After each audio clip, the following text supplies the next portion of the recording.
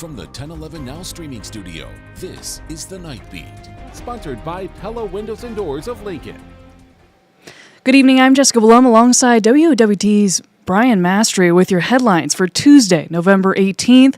We'll check in with our Omaha sister station in a moment, but first tonight, members of UNL's faculty made a historic vote on the university's East Campus on Tuesday, coming on the heels of Chancellor Rodney Bennett's final proposed plan to cut just under $30 million and multiple departments out of the university's budget.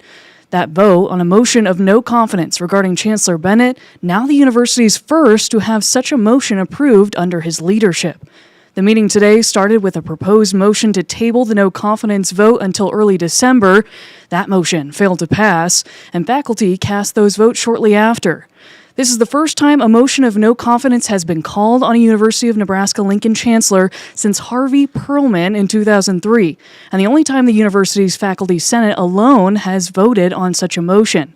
Today, that motion passed 60 votes to 14 and 3 abstentions.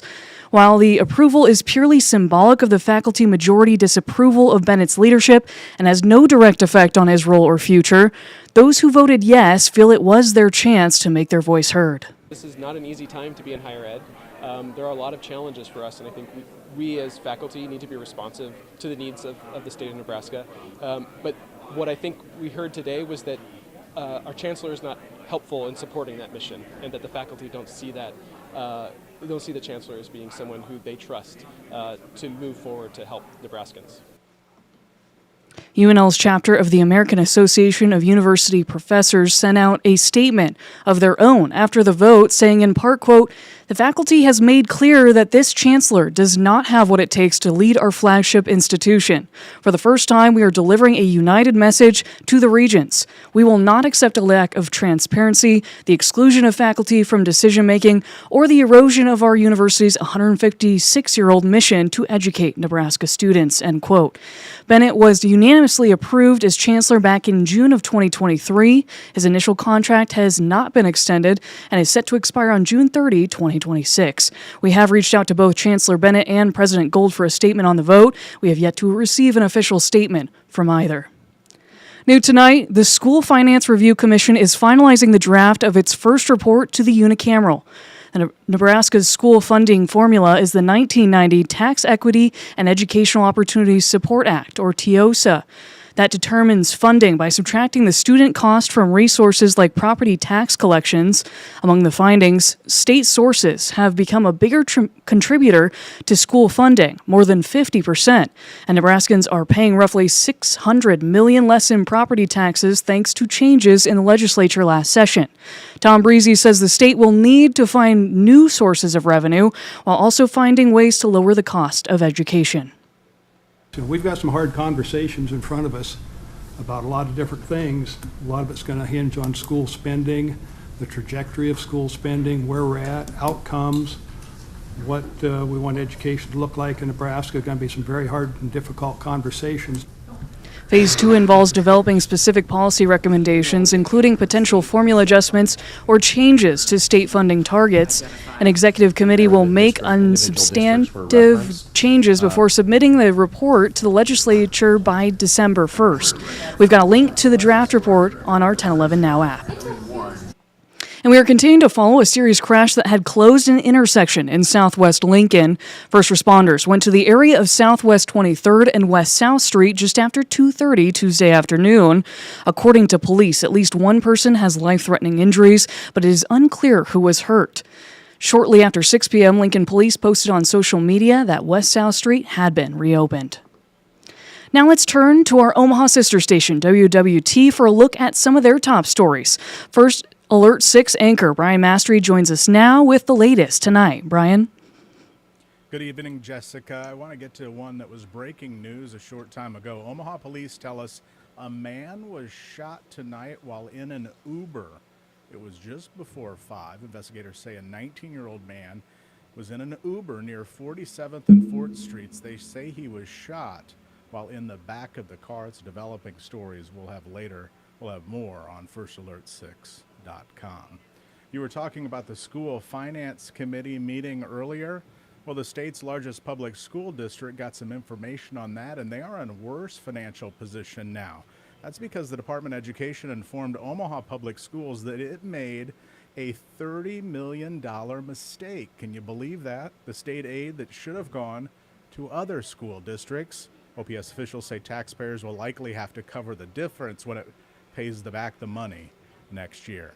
And finally, the Douglas County Board here needed their flashlights to run the meeting today. That's because of this. An excavator hit an underground power line. 636 customers lost power, including Omaha's City Hall and the Woodman Tower. Took about 3 hours to get the lights back on. That's it from Omaha. I'm First Alert 6 anchor Brian Mastry. Jessica, back to you.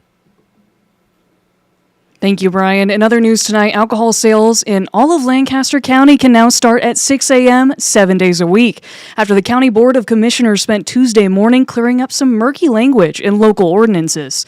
Previously, in unincorporated villages in the county on Sundays, beer could not be sold until 9 a.m.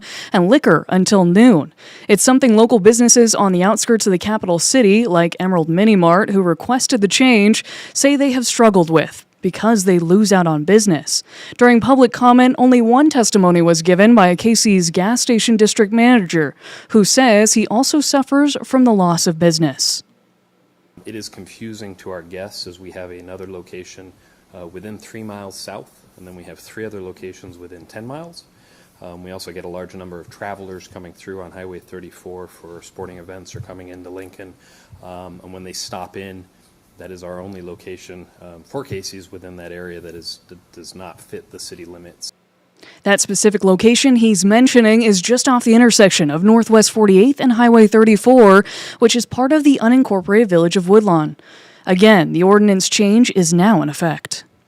Switching to Husker sports, despite Nebraska sweeping a ranked USC team over the weekend, the talk around Husker volleyball is the streak of 15 straight sweeps coming to an end last Friday against UCLA. But Nebraska tells us Tuesday that the streak itself was never really on their radar to begin with.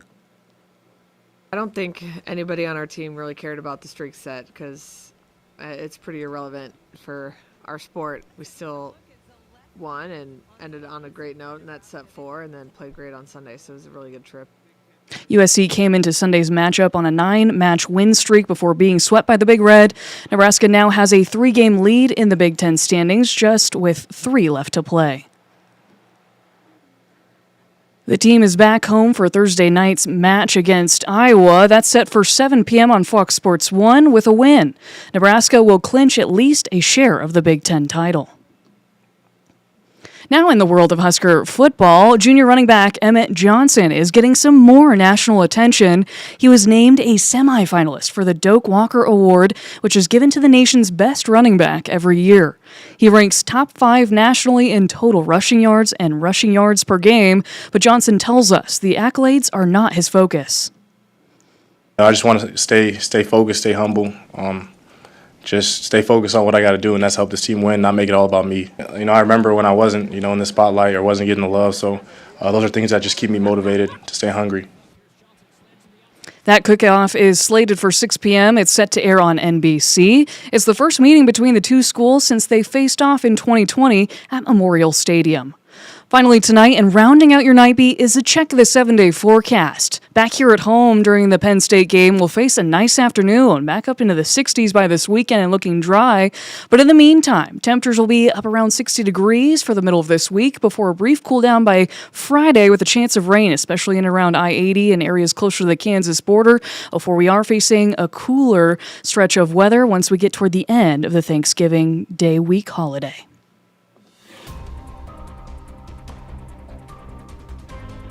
You've been listening to The Night Beat. Sponsored by Pella Windows and Doors of Lincoln. Watch, listen, and stream on the 1011 app on YouTube or wherever you get your podcasts.